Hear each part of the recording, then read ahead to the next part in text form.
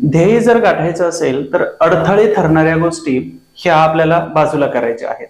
अर्थातच आपल्या टार्गेटमध्ये किंवा आपल्याला जे अचीव करायचे त्याच्यामध्ये स्पीड ब्रेकर बनणाऱ्या गोष्टी ह्या याकडे आपल्याला टोटली दुर्लक्ष करायचंय आणि आपला फोकस हा नेहमी आपल्या टार्गेटवरती आणि आपल्या लक्ष याच्यावरतीच असायला पाहिजे.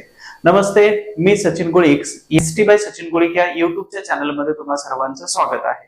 त्याचबरोबर तुम्ही तुमच्या अपडेटसाठी हिस्ट्री फॉर ऑल हा टेलिग्राम चॅनल सुद्धा तुम्ही जॉईन करून घेतला असेल.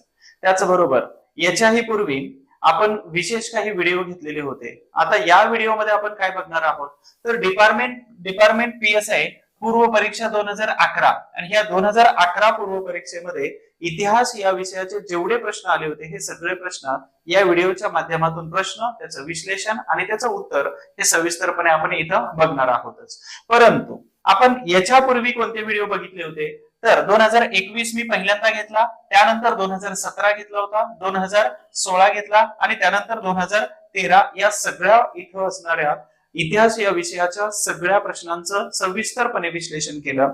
आणि अजून एक लक्षात ठेवा की तुम्ही सगळेजण महाराष्ट्रातील शासन आणि सुव्यवस्था राखणारे एक योद्धे आहात आणि ह्या सगळ्या योद्ध्यांना माझा पहिल्यांदाच एक सलाम असेल. त्याचबरोबर माझ्या बरोबर जे जे जॉईन झालेले आहेत, म्हणजे माझा नंबर खाली दिलेला आहे किंवा माझा नंबर इथं पुढेही दिलेला आहे, त्या नंबरवरती ज्या ज्या अभ्यास करणाऱ्या अभ्यागतांनी माझ्यापर्यंत संपर्क साधला किंवा मला व्हॉट्सअप केलं, त्यांचा नंबर मी एका ग्रुपमध्ये ऍड केला आणि त्यांना रोज एक टास्क देतो, रोज एक काम देतो. ते काम फक्त 5 ते 10 मिनिटाचं असतं, पण त्यातून 100% एका प्रश्नाची रोज एक तयारी होऊन जाते. आणि तुमच्या राहिलेल्या दिवसामध्ये माझी एक जबाबदारी आहे की 15 पैकी तुमचे 15 म्हणजे जेवढे प्रश्न येतात तर ते सगळ्या प्रश्नांची उत्तरं किंवा सगळ्या प्रश्नांची तयारी ही माझ्या माध्यमातून मी करून घेतोय. 100% सांगतो की जेवढे जॉईन झालेले आहेत ते परीक्षेच्या दिवशी मला संध्याकाळी मेसेज करणार आहेत की हे तुम्ही पाठवलेलं आहे आणि हे स्पष्ट एका लाईन मध्ये सांगितलं, त्याच्यावरती इथं आयोगाने प्रश्न विचारलेला आहे. आज म्हणजे PSI मुख्य परीक्षा 2022च्या जाहिरातीची परीक्षा 29 ऑक्टोबर रोजी झाली. यामध्ये मी ज्या तुम्हाला नोट्स दिल्या होत्या त्यापैकीच काही नोट्स मधून ऍज इट इज क्वेश्चन्स आलेले होते आणि याच्यासाठी तुम्हाला खाली एक लेक्चरची लिंक दिलेली आहे अतिसंभाव्य उत्तरांची, त्याच्यामध्ये जाऊन तुम्ही अनुभव घेऊ शकता त्या उत्तराचा. तर आतापर्यंत ज्यांनी ज्यांनी PYQ चे लेक्चर बघितलेले नाही त्या सगळ्यांनी तुम्हाला बघायचे आहेत, हे सगळे महत्वाचे लेक्चर आहेत. त्याचबरोबर सध्या आपण घेतोय 2011 खूप महत्वाचं लेक्चर आहे हे PYQ 2011 साली झालेल्या पूर्व परीक्षेमध्ये इतिहास या प्रश्नांचे सविस्तरपणे आपण उत्तर बघणार आहोत. तर आपण क्षणाचाही विलंब न लावता पुढे जातोय. तत्पूर्वी तुम्ही या युट्यूब चॅनलवरती जर नवीन असाल तर सबस्क्राईब करून ठेवा. हे लेक्चर जर आवडलं तर शेवटपर्यंत बघाच, नक्कीच तुम्हाला फायदा होतोय. आणि याला लाईक आणि कमेंट करायला विसरू नका. त्याचबरोबर तुमच्या अभ्यास करणाऱ्या काही मित्रांचे ग्रुप असतील, तुमच्या अजून काही ड्युटी सोबत करणाऱ्या लोकांचे ग्रुप असतील तर त्यांनाही लेक्चर पाठवा आणि मला व्हॉट्सअप करायला सांगा, जेणेकरून मी त्यांच्याकडूनही तुमच्यासारखा अभ्यास करून घेऊ. हा, जास्त कॉम्पिटिशन होणार नाही आणि सगळ्यांनीच अभ्यास केला तर खूपच मेरिट लागतं असाही भाग नसतो. त्याच्यामुळे हे लेक्चर इतरांपर्यंत पोहोचवण्याचं काम हे तुमचं आहे. माझ्या बरोबर कनेक्ट होण्यासाठी माझा नंबर ऑलरेडी मी दिलेला आहे, त्या नंबरवरती मला व्हॉट्सअप करायचा आणि अजून काही अपडेट घ्यायचे असतील तर हा आपला टेलिग्रामचा चॅनल आहे, यावरती मी रोज काही ना काही टाकत असतो, ज्यातून तुमच्या परीक्षेचा 100% फायदा, तुमच्या परीक्षेला 100% काहीतरी तिथून मिळत येतं. तर 2011 साली झालेल्या पूर्व परीक्षामध्ये इतिहास प्रश्नांचं सविस्तरपणे विश्लेषण. प्रश्न क्रमांक 1 बघतोय.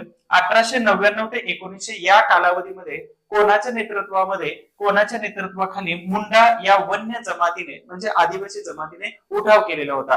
आता हे कोणी सांगितलेलं आहे? वन्य जमात. वन्य जमात म्हणजेच कोणती आहे तर आदिवासी. ओके, तर हा प्रश्न कशावर जातो? आदिवासी चळवळ या टॉपिक वरती हा प्रश्न जातो आणि कंपल्सरी एक प्रश्न आदिवासी चळवळीवरती आलेला आहे.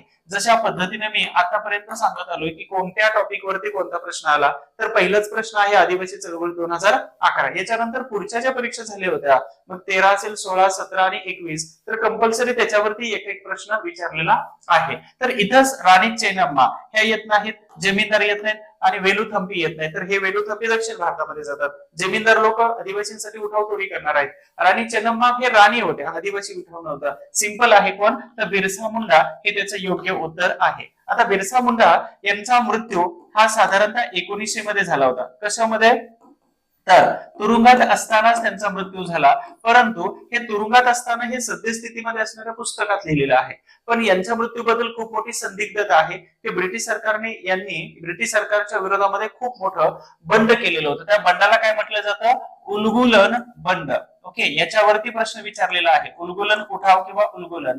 तर याच्यावरती प्रश्न आयोगाने विचारलेला आहे पूर्वी.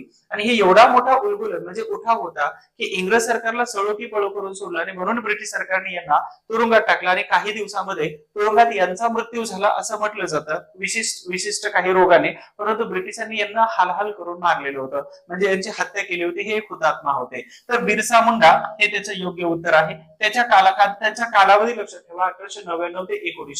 आणि लगेच त्यांना पकडलं. मुंडा ही जमात कुठे येते? तर यांचे राज्य जे आहेत तर हे छत्तीसगड आहे, त्याचबरोबर झारखंड आहे, आजचा बिहार आहे आणि त्याचबरोबर बंगाल, वेस्ट बेंगाल. तर ही महत्वाची राज्य आहे. तर या राज्यामध्ये मुंडा ही जमात येते. त्याचबरोबर मध्य प्रदेशमध्ये काही प्रमाणात आहे आणि महाराष्ट्रामध्ये मात्र ह्या जमातीचं प्राबल्य संख्येने कमी आहे. पण नॉर्थ इंडियामध्ये भिल्ल आणि मुंडा याच्यामध्ये येत होतं, तर महाराष्ट्र याला कन्सिडर नाही करता येणार आहे. तर या महत्वाच्या राज्यामध्ये मुंडा ही जमात होते. मग मुंडा, भिल्ल, कोळी ही महाराष्ट्रातले भिल्ल, कोळी हे सगळ्या महत्वाच्या महाराष्ट्रातील आदिवासी जमाती ज्या 1857 पूर्वी इंग्रजांच्या बरोबर उठावामध्ये सहभागी राहिलेल्या होत्या. तर 1 नंबर प्रश्नाचं उत्तर हे बिरसा मुंडा आहे.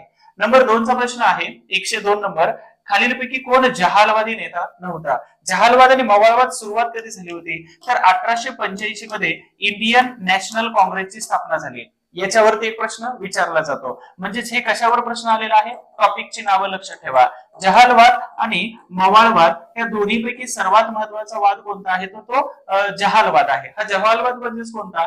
तर 1885 पासून 1907 पर्यंत हा मवाळवाद होता. मवाळवाद लोकांचं प्राबल्य संपल्यानंतर इथं सुरू झालेला जो वाद होता म्हणजेच कोणता? तर तो 1920 पर्यंत हा जहालवाद होता. जहालवाद म्हणजेच काय म्हटलं जातं? तर लोकमान्य टिळक विशेषतः यामध्ये नेतृत्व करत होते. आणि इथं कोण कोण होते? तर गोखले होते, त्याचबरोबर रानडे होते, त्याचबरोबर दादाभाई नौरोजी होते, फिरोजशाह मेहता होते. तर हे मवाळवादी व्यक्तिमत्व इथे येऊन जातात. ठीक आहे. तर अशा पद्धतीने जहालवादी नेता कोण नव्हता असं म्हटलेलं आहे. जहालवादी नेते महत्वाचे 3 आहेत.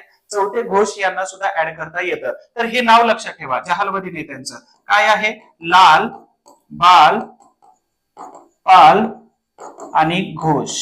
हे अरविंद घोष. लक्षात ठेवा, लाल, बाल, पाल आणि घोष. तर ह्या महत्वाच्या 4 व्यक्तींना, म्हणजे आतापर्यंत आपण लाल, बाल, पाल हेच म्हटलं होतं, पण अरविंद घोष हे सुद्धा जहालवादी व्यक्तिमत्व होते. नंतर ते दक्षिण भारतात म्हणजे पुदुचेरी या ठिकाणी आश्रम स्थापन करून संन्यास घेतलेलं होतं राजकारणातून, जहालवादातून. परंतु हे 4 महत्वाचे व्यक्ती आहेत ज्या लाल, बाल, पाल आणि इथं घोष येतात, ते जहालवादी व्यक्तिमत्व येतात. मग लाला लजपत राय आलेले आहेत, इथं बिपिनचंद्र पाल आलेले आहेत, त्यानंतर बाळ गंगाधर टिळक आलेत. मग राहिले कोण? जहालवादी नेता नव्हता म्हटलेला आहे. म्हणजेच कोण येणार आहे?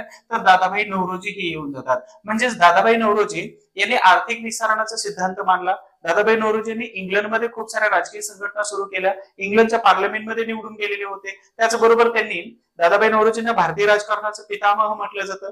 3 वेळा भारतीय राष्ट्रीय काँग्रेसचं अध्यक्षपद भूषवलेलं होतं. म्हणून दादाभाई नौरोजी यांना भारतीय राजकारणाचे पितामह म्हटलं जातं. आणि जहालवाद आणि मवाळवाद यांच्यामध्ये सामोपचाराचं धोरण किंवा सामोपचाराने एकत्र आणण्याचं काम हे पितामह दादाभाई नौरोजी हे करत होते. अर्थात सर्वात महत्वाचं बाळशास्त्री जांभेकरांचे विद्यार्थी म्हणजे दादाभाई नौरोजी हे होते. तर या प्रश्नाचं उत्तर दादाभाई नौरोजी हे येतं, म्हणजे जहालवादी हे नेता नव्हते. आता 1907 हे वर्ष जे मी लिहिलं, इथे एकदा लिहिलं आणि इथे एकदा लिहिलं. तर 1907 मध्ये सुरत या ठिकाणी भारतीय राष्ट्रीय काँग्रेसचं अधिवेशन झालं होतं. त्या अधिवेशनामध्ये लोकमान्य टिळकांची अशी भूमिका होती की हे अधिवेशन नागपूरला घ्यावं, म्हणजे जहालवाद्यांचा गड होता. हे अधिवेशन मावळवाद्यांनी सुरतला घेतलं, कारण सुरतमध्ये मावळवाद्यांचं प्राबल्य होतं. आणि अधिवेशनात लोकमान्य टिळकांना दुय्यम भूमिका, म्हणजे काही प्रसंगी त्यांना मारहाणीचा प्रसंग होत होता, परंतु मदन मोहन मालवीय यांनी बाजूला घेतलं आणि तेव्हापासून जहालवाद्यांची हकालपट्टी केली तिथून. आणि मग जहालवाद्यांना परत कधी घेतलं? तर 15च्या ठरावानुसार 1916 लखनौ अधिवेशनामध्ये जहालवाद्यांना मावळवाद्यांनी काँग्रेसमध्ये इन केलेलं होतं. तर ही सर्वात महत्वाचा प्रश्न झाला. आय होप तुम्हाला समजते. आणि जर तुम्हाला समजत असेल तर लाईक करा, कमेंट करा आणि तुमच्या मित्रांना शेअर करायला विसरू नका. लेक्चर शेवटपर्यंत बघायचं आहे. आपण पुढचा प्रश्न घेण्याच्या अगोदर एक सूचना. इतिहास हा विषय असा आहे की ज्याच्यामध्ये आधुनिक भारत, महाराष्ट्र हे 2 पार्ट झाले आणि अजून एक तुमचा सिलेबस दिले समाज सुधारकांचा.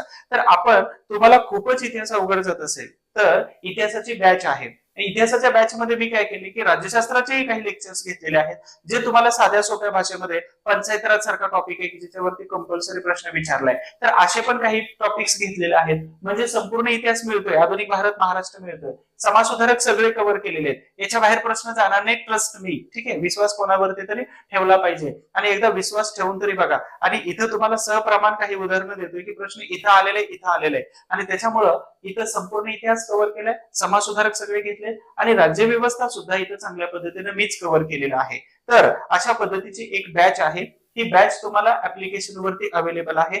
जर तुम्हाला बॅच घ्यायची असेल तर दिलेल्या नंबरवरती मला फोन करा, मी लिंक पाठवतो, किंवा प्ले स्टोर वर जाऊन सरळ सरळ हिस्ट्री बाय सचिन गोळी एवढं जर टाकलं तर तुम्हाला ऍप्लिकेशन येतं. त्यामध्ये डिपार्टमेंट पीएसआय ची स्पेशल बॅच तुम्हाला दिसून येते. खूप सारा अभ्यास झालेला आहे. शेवटच्या कालावधीमध्ये तुम्हाला कुठेतरी सराव करणं गरजेचं असतं. म्हणजे आपल्याला स्वतःला प्रेडिक्ट करायचे की आपला स्कोर कितीपर्यंत आहे आणि आपले प्रश्न बरोबर येतात की नाही. याच्यासाठी टेस्ट सिरीज आहे. माझे मित्र आहेत नितीन अहिराव सर, या नंबरवरती फोन करा, टेस्ट सिरीजची सगळी माहिती ते तुम्हाला देतील. आपण वळतोय पुढच्या प्रश्नाकडे. पुढचा प्रश्न आहे, भारतीय राष्ट्रीय काँग्रेसचे पहिलं अधिवेशन कुठे भरले? बघा मी हायलाइट कशाला केलं, भारतीय राष्ट्रीय काँग्रेस पहिलं अधिवेशन कुठं भरलेलं होतं. हा प्रश्न कशावरती आलेला आहे? भारतीय राष्ट्रीय काँग्रेस या टॉपिक वरती प्रश्न आलेला आहे, ज्याची स्थापना 1885 मध्ये झालेली होती. पहिलं अधिवेशन पुणे या ठिकाणी घ्यायचं होतं, परंतु पुण्यामध्ये आला होता कॉलरा नावाचा रोग, आणि त्याच्यामुळं हे अधिवेशन भरलं कुठं? मुंबई. आणि मुंबईमध्ये हे अधिवेशन भरलं. त्याचे अध्यक्ष कोण होते? तर व्योमेशचंद्र बॅनर्जी हे त्याचे अध्यक्ष होते. ऍक्च्युली दादाभाई नौरोजी हे अध्यक्ष झाले असते, परंतु व्योमेशचंद्र बॅनर्जी कलकत्ता उच्च न्यायालयाचे प्रसिद्ध वकील होते आणि दादाभाई नौरोजींचे मित्र होते, म्हणून यांना पहिलं तिथं अध्यक्ष केलं होतं. पुण्यामध्ये जेव्हा हे अधिवेशन घ्यायचं होतं तर त्यावेळी पुणे सार्वजनिक सभा याने त्याचा पूर्ण भार उचललेला होता, परंतु हे अधिवेशन झालं नाही. मग हे अधिवेशन कुठे गेलं होतं? तर मुंबईला गेल्यानंतर बॉम्बे प्रेसिडेन्सी असोसिएशन ही संघटना आहे, या संघटनेनं मुंबईच्या अधिवेशनाची संपूर्ण जबाबदारी स्वीकारली. मग उत्तर सापडलेलं आहे.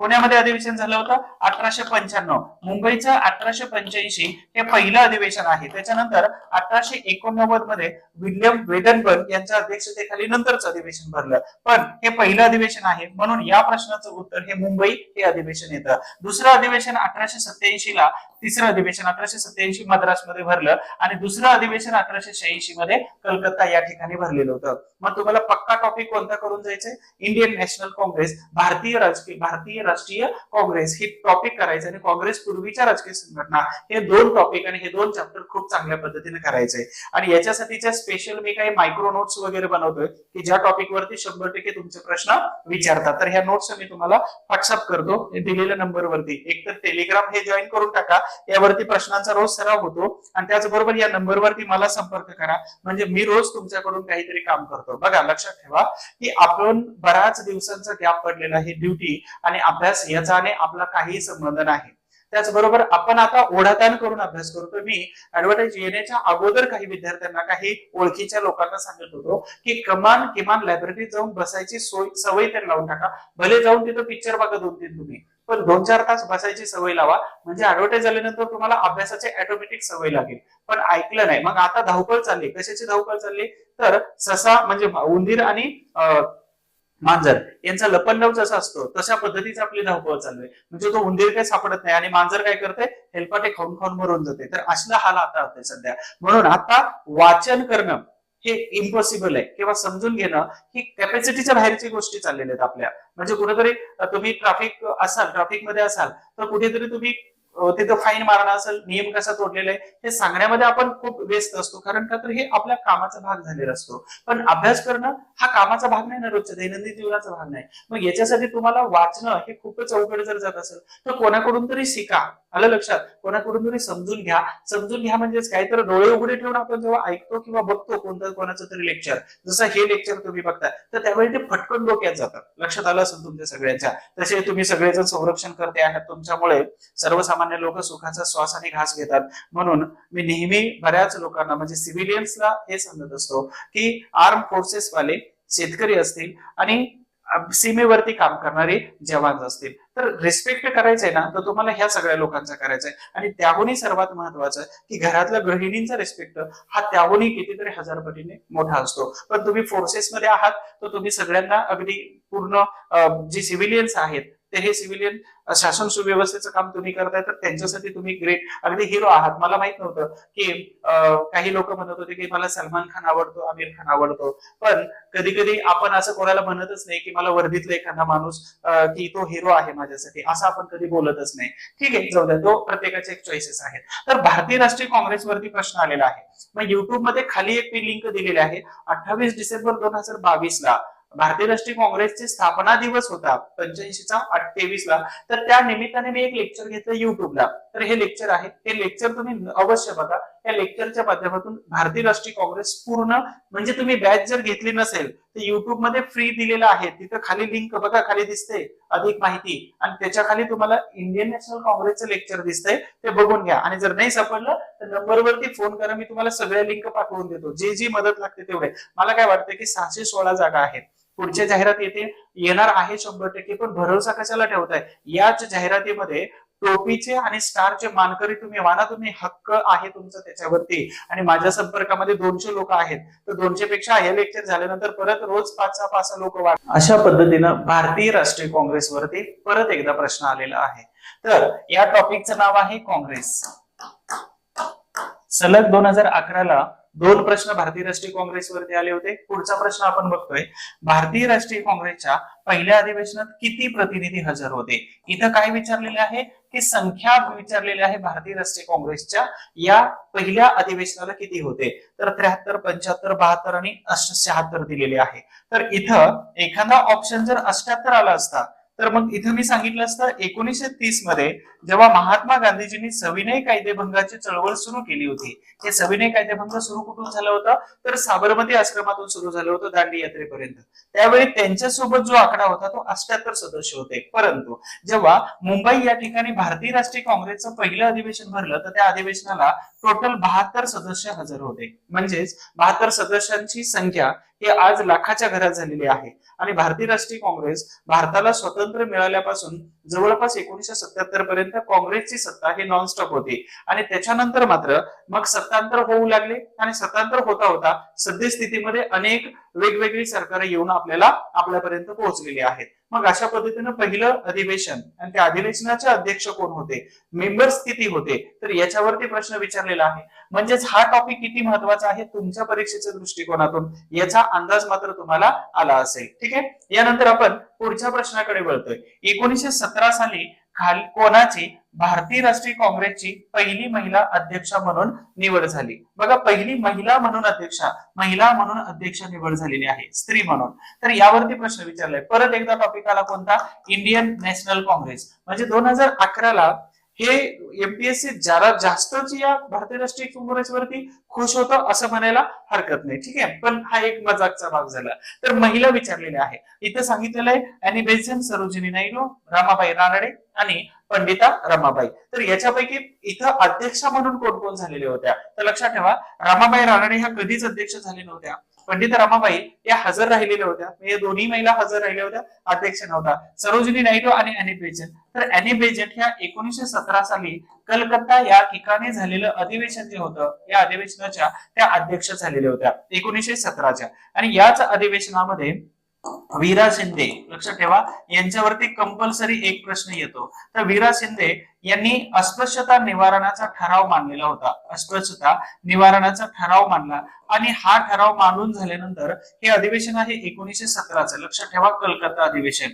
त्यांच्या ठरावानुसार इथं सदाशिव इथं असणारे कोल्हापूर मधून जे एक महत्वाचे व्यक्ती होते, आणि त्या व्यक्तीने सांगितलं वीरा शिंदेना की तुम्ही लोकमान्य टिळकांच्या सोबत राहून काय करा, तर अस्पृश्यता निवारणासाठी एक परिषद घ्या. आणि परिषद घ्या म्हटल्यानंतर 1918 साली वीरा शिंदे यांनी काय केलं, मुंबई या ठिकाणी अस्पृश्यता निवारणाची एक परिषद घेतली. त्या परिषदेचे अध्यक्ष म्हणून महाराज सयाजीराव गायकवाड यांना बोलवलेले होतं. ठीक आहे, ही 1918ची. त्यानंतर 1920 मध्ये परत एक परिषद घेतली, ती नागपूर या ठिकाणी घेतली. नागपूरच्या परिषदेचे अध्यक्ष कोण होते? महात्मा गांधीजी. आणि ह्या दोन्ही टॉपिक वरती आयोगाने वारंवार प्रश्न विचारलेला आहे. तुमच्याही परीक्षेला प्रश्न इथे येऊ शकतो, तर यावरती थोडंसं लक्ष द्या किंवा कॉन्सन्ट्रेट करा. तर अशा पद्धतीने अॅनी बेझंट, या अॅनी बेझंट म्हणजेच का कोण, तर थिओसॉफिकल सोसायटी, त्याचबरोबर home rule league, home rule चळवळ, तर या होम रूल चळवळीच्या सर्वात महत्वाच्या व्यक्ती लोकमान्य टिळक आणि त्याच्यानंतर अॅनी बेझंट यांनी होम रूल चळवळ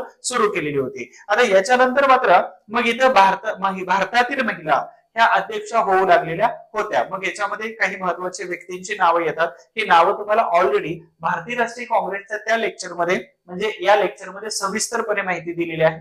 ही माहिती तुम्ही काँग्रेसचा टॉपिक तिथून कंप्लीट करा. भले तुमच्याकडे आता वेळ नाही म्हणता, परंतु ज्याच्यावरती तुम्ही वेळ खर्च करता तर त्याच्यातून मात्र प्रश्न हा न सुटले नाही पाहिजेत असं होता कामा नये. तर 100% ज्याच्यावरती वेळ देतात त्याचे प्रश्न 100% निघालेच पाहिजेत, आलेच पाहिजेत आणि तेही बरोबर आले पाहिजेत. हा आपला ऍटिट्यूड असायला पाहिजे. आपण पुढच्या प्रश्नाकडे वळतोय.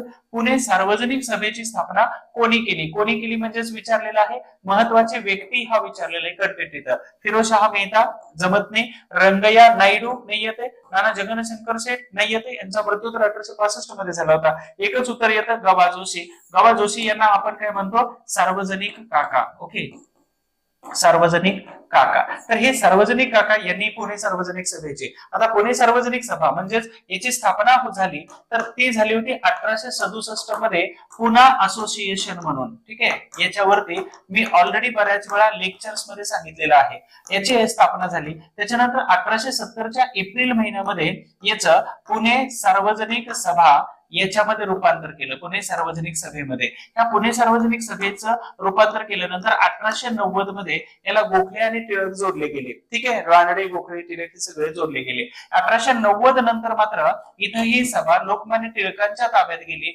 रानडे, गोखले हे सगळे बाजूला निघाले. लोकमान्य टिळकांच्या ताब्यात गेल्यानंतर इथं 1895 मध्ये हे टिळक आणि रानडे आणि गोखले यांना या सभेतून बाहेर काढलं टिळकांनी. आणि 95 मध्ये या पुणे सार्वजनिक सभेची परवानगी ब्रिटिश सरकारने बंद केली, म्हणजे काढून घेण्यात आली होती. तर ती सभा तिथंच कोलॅप्स झाली असं म्हटलं जातं. तर मग इथे एक येतात गवा जोशी. गवा जोशी यांनी अहमदनगर जिल्ह्यामध्ये शेतकऱ्यांसाठी खूप मोठं बंद केलेलं होतं, आंदोलन केलेलं होतं शेतकऱ्यांसाठी, म्हणजे सावकार आणि इंग्रजांच्या विरोधामध्ये. आता पुणे सार्वजनिक सभा का बनली होती? तर पर्वती हे मंदिर माहिती आहे, आजही पुण्यामध्ये आहे पर्वतीचं मंदिर. आणि पर्वतीच्या मंदिरामध्ये खूप सारा भ्रष्टाचार चालू होता. त्या भ्रष्टाचारावरती नियंत्रण ठेवण्यासाठी हे ऍक्च्युली कोणाचं मंदिर होतं? पेशवे यांची खाजगी संपत्ती होती. 1930च्या आंबेडकरांच्या उठावादरम्यान किंवा मंदिर सत्याग्रहाच्या दरम्यान त्यांच्याकडून आलेलं हे विश्लेषण होतं. आणि यामध्ये भ्रष्टाचार कमी करण्यासाठी पुणे सार्वजनिक सभेची स्थापना झाली. परंतु सार्वजनिक सभेच्या वतीने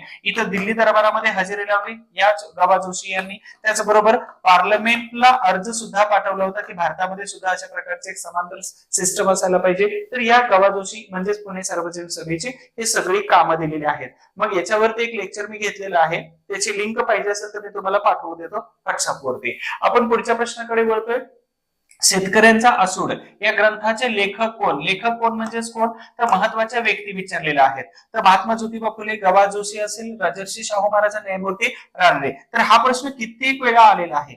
महात्मा ज्योतिबा फुले हे शेतकऱ्यांचा असूड नावाच्या ग्रंथाच्या पुस्तकाचे ते लेखक आहेत. आणि ऑलरेडी मी व्हॉट्सअपचा जो तुमचा ग्रुप बनवलेला आहे तर त्या ग्रुपवरती हे पोस्टर तुम्हाला पाठवून दिलेले आहे. आणि याच्यावरती तुम्हाला होमवर्क पण सांगितलेला आहे. ठीक आहे, मी होमवर्क सांगतो. कधी कधी आपल्याला काही महत्वाच्या गोष्टी असतात ह्या करणं बंधनकारक असतात.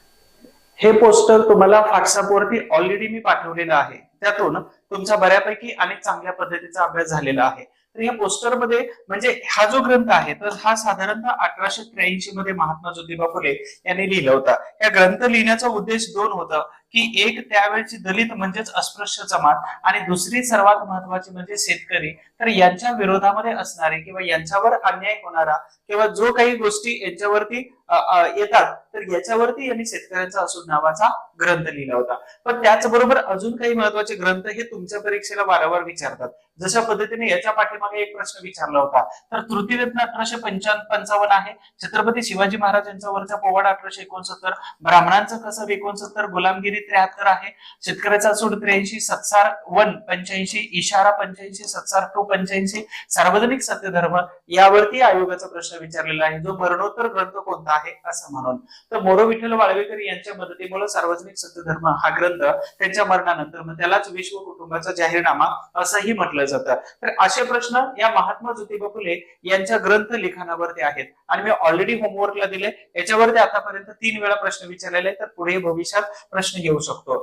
पुढे बघतोय आपण, छत्रपती शाहू महाराजांनी शाहूपुरी ही बाजारपेठ कोणत्या वर्षी वसवलेली आहे, वर्ष विचारलेलं आहे. म्हणजे इथं समाजसुधारक विचारलं आणि तुम्ही काहीही जर केलेलं नसेल, फक्त समाजसुधारक जर करून गेला तर तुम्ही कमीत कमी तुम्हाला 7 पेक्षा जास्त मार्क 100% तिथं फिक्स आहेत. बाकीचे इतिहास नाही केला तरी चालतो. तर शाहू महाराजांनी 1895 मध्ये शाहूपुरी या ठिकाणी अगदी शाहूपुरी ही बाजारपेठ वसवली. म्हणजे तिथल्या आसपासच्या लोकांना गुळ असेल किंवा भाजीपाला असेल किंवा अजून काही शेतीतून येणारे प्रोडक्टिव्ह आयटम्स असतील तर याची विक्री करता यावी आणि त्याच्यासाठी बाजार उपलब्ध व्हावा, याच्यासाठी त्यांनी शाहूपुरी ही बाजारपेठ तिथे बसवलेली होती. मग याचं शाहू महाराज यांची सविस्तर माहिती असणारं लेक्चर हे युट्यूब वरती मी घेतलेलं आहे. जर तुम्ही बॅच घेतलेली नसेल तर युट्यूब वरचं लेक्चर बघा, 1.5 तासाचं, 1 तास 35 मिनिटाचं आहे. त्यातून सगळे शाहू महाराज तुमचे तोंडपाठ झाल्याशिवाय राहणार नाहीत. म्हणजे मी माझ्या टीचिंगच्या बाबतीमध्ये एक इतिहासकार या नात्याने टीचिंगच्या बाबतीमध्ये मी एक टॅगलाईन बनवलेले आहे,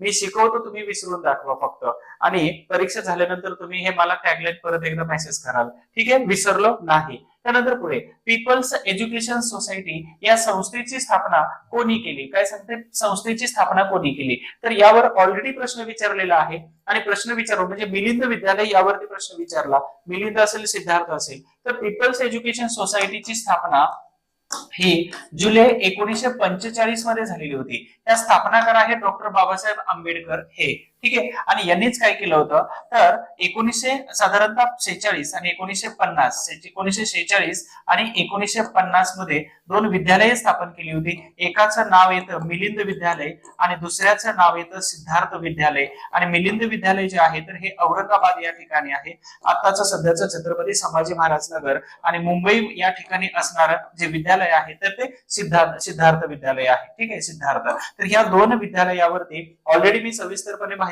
सांगितलेली आहे, त्याच्यासाठी तुम्हाला पाठीमागचे लेक्चर जाऊन बघायचे आहेत सविस्तरपणे. पीवायक्यू जोपर्यंत बघत नाही तोपर्यंत एक्झाम हे सोपी होत नाही, लक्षात ठेवा. तर डॉक्टर बाबासाहेब आंबेडकर हे त्या प्रश्नाचं योग्य उत्तर आहे. इथं असणारे गावा जोशी सार्वजनिक सभेबरोबर जातात. नामदार गोखले हे अगदी सर्वात महत्वाचे मावळवादी नेते आहेत. वीरा शिंदे हे डॉक्टर आंबेडकरांच्या पूर्वी दलित चळवळीमध्ये काम करणारे महत्वाचे व्यक्ती म्हणून त्यांना आपण ओळखतो किंवा कन्सिडर करतो. तर त्यांच्यावरती प्रश्न विचारला जातो. यांचा भारत सेवक समाज आहे, लक्षात ठेवा, भारत सेवक समाज आहे. या समाजाची स्थापना त्यांनी 1905 मध्ये केली होती. त्यांनी डिप्रेस क्लास मिशन सुरू केलं होतं, ठीक आहे. त्याचबरोबर गवा जोशी यांनी पुणे सार्वजनिक सभा सुरू केली होती. मी काही गोष्टी रिपीट करतोय. मग आता डॉक्टर बाबासाहेब आंबेडकर जे आहेत तर यांचं सुद्धा लेक्चर युट्यूब वरती टाकलेलं होतं मी, आणि यांचा जन्मदिवस आहे 14 एप्रिल. ह्या 14 एप्रिलला एक महापुरुषाचा गुणगौरव म्हणून जयंती विशेषचे एक लेक्चर आहे. जसं शाहू महाराज, महात्मा ज्योतिबा फुले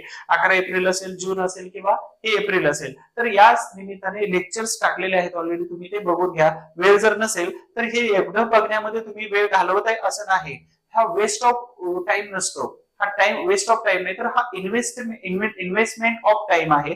आणि म्हणून याचे प्रश्न तुम्हाला सुटणार 100% सुटणार आहे. पुढे आपण बघतोय, राष्ट्रसंत तुकडोजी महाराज यांनी मोजरी या ठिकाणी कोणत्या आश्रमाची स्थापना केली, कोणत्या आश्रमाची. हे मोजरी कुठे हो, तर अमरावती मधून कोणी असाल तर चांगली गोष्ट आहे, अमरावती. नागपूर मधून बरीच माझ्या ओळखीत आहेत. अमरावती नागपूर मार्गावरती मोजरी हे गाव आहे, आणि मोजरी गावामध्ये या राष्ट्रसंत तुकडोजी महाराज यांनी 1935 मध्ये गुरुकुंज नावाचा आश्रमाची स्थापना केली, गुरुकुंज. आणि यांनी जो भजनाचा प्रकार सुरू केलेला होता तर तो खंजिरी भजन, खंजेरी भजन. तर हे खंजेरी भजनाचा, आणि त्याचबरोबर यांच्या एका ग्रंथावरती ऑलरेडी प्रश्न आयोगाने विचारलेला आहे. म्हणून राष्ट्रसंत तुकडोजी महाराज यांचा परिपूर्ण अभ्यास करून जावा. म्हणजे राष्ट्रसंत तुकडोजी महाराज हे कोणत्या कॅटेगरीमध्ये जातात तर समाज सुधारक. आणि हे समाज सुधारक म्हणजे सद्यस्थितीमध्ये बाबा महाराज सातारकर असतील, इंदुरीकर महाराज असतील, तर भजनातून एक समाज प्रबोधन परिवर्तन घडवून आणतात. तशाच पद्धतीनं राष्ट्रसंत तुकडोजी महाराज म्हणजेच इथं गाडगे बाबा असतील, तर अशासारखे महान हे राष्ट्रसंत होते. होते आणि हे जपानचा दौरा करून आले होते, याच्यावरती प्रश्न एखादा विचारला जाऊ शकतो. तर ह्या राष्ट्रसंत तुकडोजी महाराजांनी मोजरी या ठिकाणी 1935 ला गुरुकुंज नावाच्या आश्रमाची स्थापना केली. तिथं समाधी स्थळ आहे त्यांचं, खूप सुंदर आहे आणि त्या भागात असाल तर व्हिजिट करा. मी गेलो तर नक्कीच व्हिजिट करणार आहे. आपण पुढचा प्रश्न बघतोय, डॉक्टर बाबासाहेब आंबेडकर यांनी बहिष्कृत हितकारिणी सभेची स्थापना केव्हा केली? म्हणजे इथं विचारलेलं आहे वर्ष. आता वर्ष विचारलं म्हणजे परत एकदा काय आलं तर इथं समाज सुधारक आले. मग लक्षात येत असेल की मी टायटल, प्रश्न ज्याच्यावर आलाय त्याचं टायटल वरती लिहितोय, म्हणजे तुमच्या लक्षात येते की सगळे समाज सुधारकच लिहित आलो आतापर्यंत. काँग्रेस वगैरे दोन्ही एक दोन सोडलं तर सगळे समाज सुधारक आले. आदिवासी चळवळ आलं, काँग्रेस आला आणि समाज सुधारक. तर समाज सुधारक ही बहिष्कृत हितकारिणी सभा 36 नाही, 42 नाही, 46 नाही, मग यांनी 1924च्या 20 जुलै, लक्षात ठेवा तारीख पण, 20 जुलै 1924 मध्ये बहिष्कृत हितकारिणी सभेची डॉक्टर बाबासाहेब आंबेडकरांनी स्थापना केलेली होती. आता बहिष्कृत हितकारिणी सभा स्थापन करण्याचं कारण काय होतं, तर आंबेडकर 1920 मध्ये, अर्थातच 22 मध्ये ते परत आलेले होते, परंतु 20 मध्ये आले तेव्हाच काय केलं होतं, तर समाज सुधारणावादी कामाला सुरुवात केली, जसे मूक नायक वगैरे सुरू केलं. आणि असं वाटलं की लोकांना आता आपल्या एकत्र आणलं पाहिजे, कारण वीरा शिंदे यांनी डिप्रेस क्लास मिशन मधून 22-23 नंतर राजीनामा दिला होता. मग सगळे बहुजन किंवा काम करणारे सुधारणावादी लोक कोणाकडे जाणार, म्हणून आंबेडकर ऍक्टिव्ह झाले आणि यांनी काय केलं, तर मुंबईमध्ये या बहिष्कृत हितकारिणी सभेची स्थापना केली. तर या स्थापनेच्या वेळी कार्यवाहक म्हणून डॉक्टर आंबेडकर राहिले होते. पण इथं अध्यक्ष म्हणून कोण राहिले होते, यावरती एखादा प्रश्न विचारतात, तर सर चिमनलाल सेटलवाड. हे चिमनलाल सेटलवाड यांना कशामध्ये ओळखलं जातं, तर 1919 मध्ये जेव्हा जालियनवाला बाग हत्याकांड झालं होतं, तर त्यावेळी हंटर कमिशन नेमलेलं होतं आणि या हंटर कमिशन मध्ये 3 भारतीय लोक होते. जगत सेठ होते, त्याचबरोबर इथं सर्वात सर सय्यद अहमद खान होते, त्याचबरोबर सर्वात महत्वाचं की सर चिमनलाल सेटलवाड हे व्यक्ती होत्या आणि हे त्या कार्यक्रमाचे अध्यक्ष राहिले होते. यांच्या अध्यक्षतेखाली बहिष्कृत हितकारिणी सभेची स्थापना झालेली दिसून येते. म्हणजे शिका, संघटित व्हा आणि संघर्ष करा. त्याच पद्धतीनं शासनकर्ती जमात बांधायची 40 नंतरचा नारा, तर याच्या पूर्वीची पायाभरणी जी आहे बहिष्कृत हितकारिणी सभेमध्ये आपल्याला दिसून येते. समता समाज संघाची स्थापना आंबेडकरांनी 1927 मध्ये केली. म्हणजे नंतर महाडचा चौदार सत्याग्रह असेल किंवा मनुस्मृती दहन असेल किंवा मंदिराचा सत्याग्रह, हे नंतरच्या ऍक्टिव्हिटी येऊन जातात. मला अपेक्षा आहे 111 नंबर प्रश्नाचं उत्तर हे आणि विश्लेषण हे सविस्तरपणे तुम्हाला समजलेलं आहे. तुम्हा सर्वांसाठी एक सर्वात महत्वाचा आणि मोलाचा माझ्याकडून एक संदेश आहे की तुमची डिपार्टमेंट PSI पूर्व परीक्षा जी आहे तर ती किमान 3 ते 4 वर्षातून एकदा येते. अपवादात्मक परिस्थितीमध्ये हे सलग परीक्षा येऊ शकते, जसं 16 आली आणि त्याच्यानंतर 17 आलेली होती. त्याच्यापूर्वी 2011 आणि 2013 आली. त्याच्याही पूर्वी 2008, 9, 10 ही सलग 3 वर्ष आलेली होती आणि 2017 नंतर 2021, 22 आणि 22 नंतर डायरेक्ट 23 आलेली एक्झाम.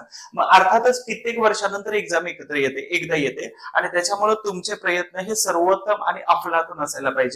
म्हणजे तुमच्यासोबत काम करणाऱ्या इतर लोकांनी तुम्हाला आदर्श मानला पाहिजे. आपल्या फील्डमध्ये तसे आपण आदर्श असतोच आणि आपला आदर्श निर्माण करण्यासाठी आपल्याला स्ट्रगल करावा लागतो. दुसरी फॅक्ट आहे की मेहनतीने तुम्हाला स्टार होण्याची संधी दिलेली आहे ऑलरेडी. म्हणजेच प्रमोशन हे जॉब करता करता मिळतो तो भाग वेगळा आहे, परंतु तुम्ही आता जर अभ्यास केला तर ऑटोमॅटिकली तुमच्या मेहनतीला फळ येणार आहे आणि तुम्ही स्टार होता.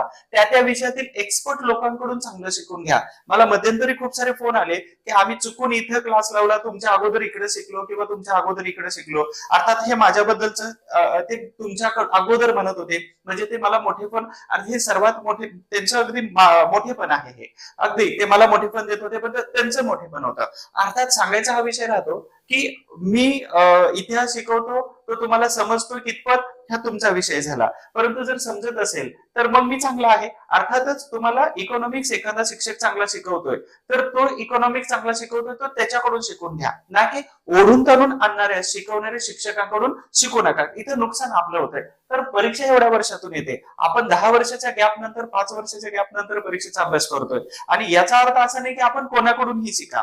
म्हणजेच काय असतं की जेव्हा कोणतीच शक्ती कामाला येत नाही त्यावेळी आपल्या भात्यामध्ये असा एक बाण असतो की जो बाण अगदी त्याच्यावर तर रामबाण उपाय ठरतो. म्हणजेच काय तर सर्वोत्तम आणि एक्सपर्ट शिक्षकांकडून तुम्हाला शिकून घ्यायचं आहे. प्रत्येक वर्षी परीक्षा पास होण्यासाठी स्वतःवर प्रयोग करू नका. म्हणजे इथून पुढे आली परत 1-2 वर्षाच्या गॅप नंतर परत आली तर तो आपल्या आयुष्य म्हणजे काय प्रयोगशाळा नाहीये. इथं मी म्हटलेलं की आपलं आयुष्य काय प्रयोगशाळा नाही. म्हणून तुम्हाला जे प्रयत्न करायचे हे सर्वोत्तम प्रयत्न असायला पाहिजे. एकदाच पण ते अगदी ताकद लावून परत प्रयत्न करायचे आहेत. म्हणजेच काय असतं की एकदा प्रयत्न केला तुम्ही तर त्या प्रयत्न नाही वाटलं पाहिजे की नाही यार याच्या गळ्यामध्ये यशस्वीतेची आणि सक्सेसची माळ घातली पाहिजे. कारण हे प्रयत्न जबरदस्त करतायत.